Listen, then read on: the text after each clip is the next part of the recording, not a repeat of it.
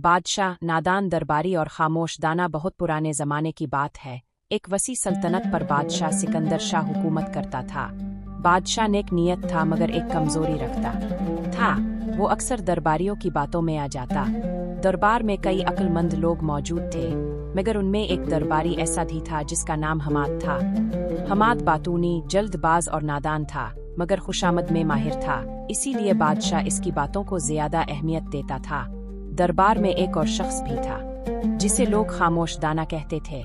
वो कम बोलता मगर जब बोलता तो बात वजन रखती थी। बदकिस्मती से बादशाह इसकी खामोशी को कमजोरी समझता था। एक दिन हमाद ने बादशाह से कहा, जहाँपना, सल्तनत के शुमाली इलाके में लोग आपके खिलाफ साजिश कर रहे हैं।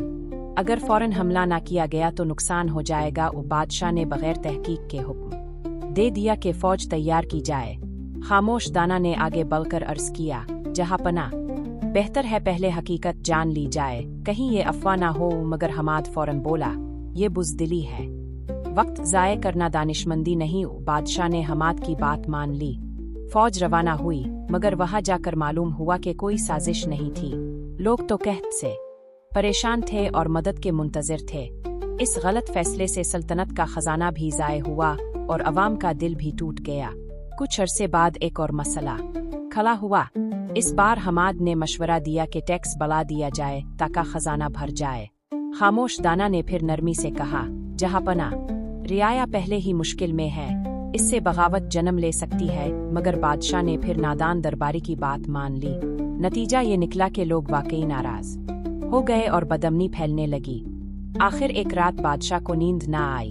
इसने पिछले फैसलों पर गौर किया तो महसूस हुआ कि हर नुकसान नादान मशवरों का नतीजा था।